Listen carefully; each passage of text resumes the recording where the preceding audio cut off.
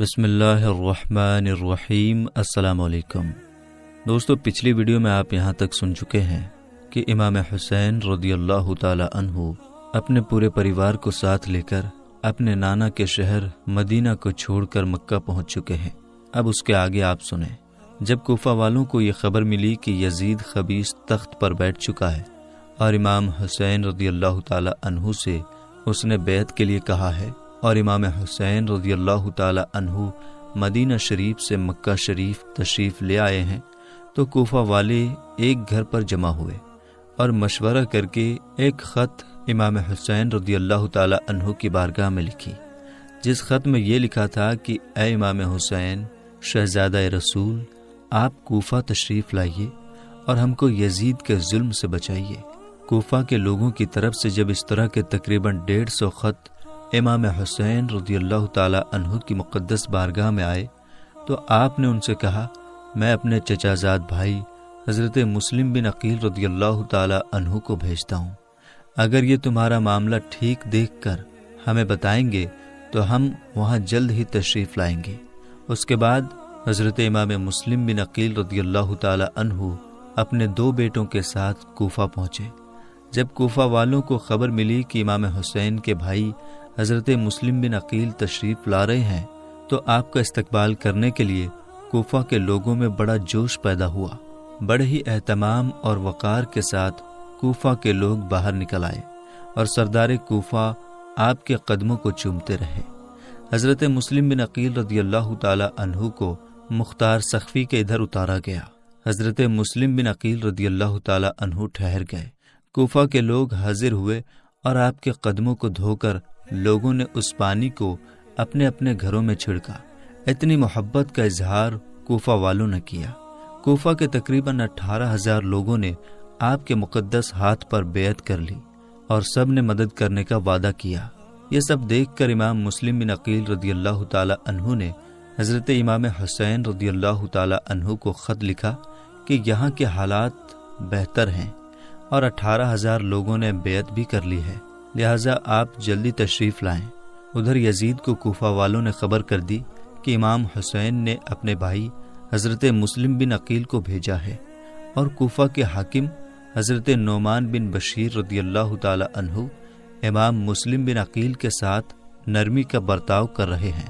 اگر کوفہ کا بھلا چاہتے ہو تو اپنی طرح کوئی زبردست ظالم بھیجو۔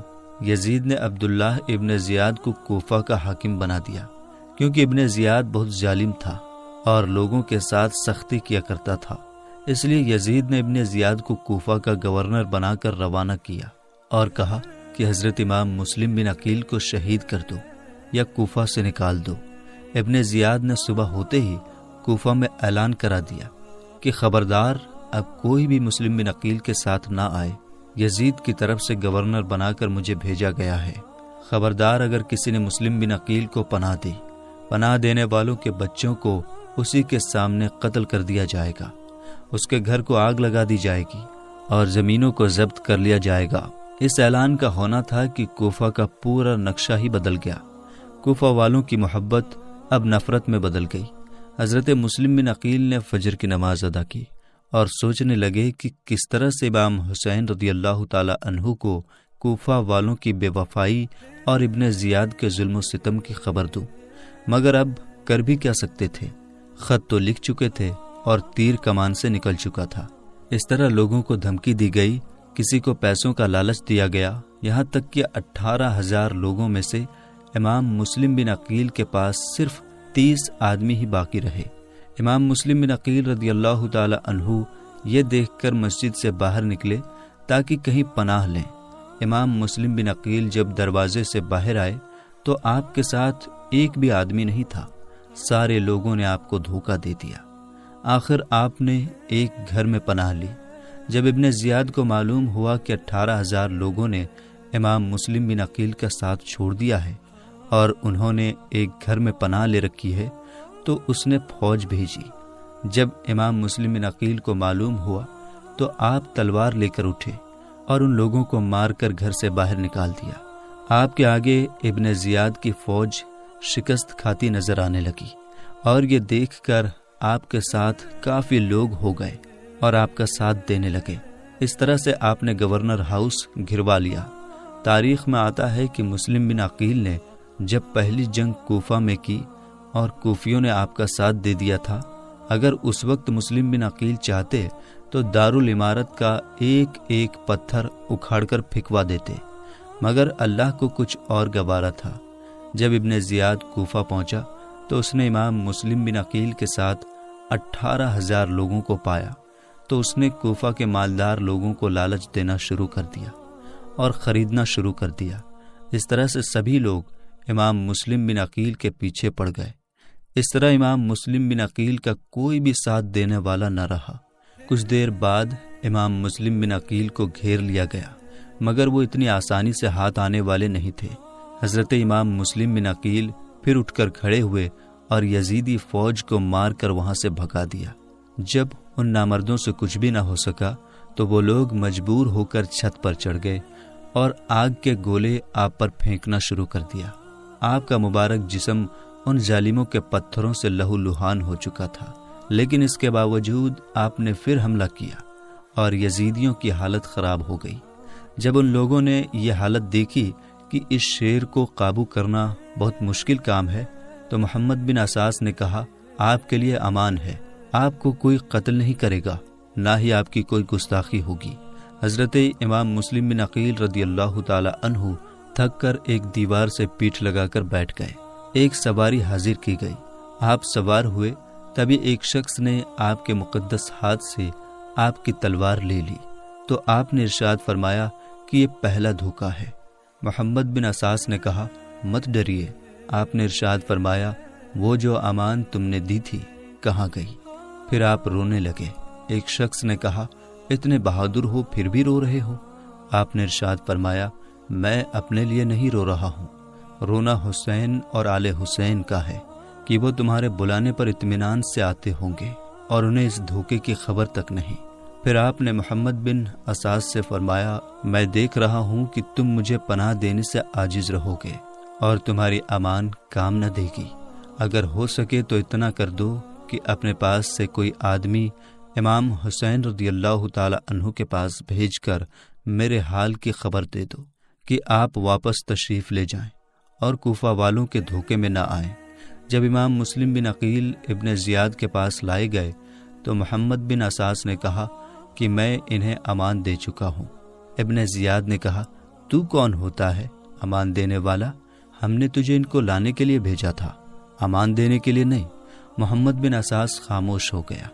حضرت امام مسلم بن عقیل زخموں کی وجہ سے بہت زیادہ پیاسے تھے۔ آپ نے ٹھنڈے پانی کا ایک گھڑا دیکھ کر ارشاد فرمایا کہ مجھے اس میں سے 2 گھونٹ پانی پلا دو۔ محمد بن اساس نے پانی پیش کیا۔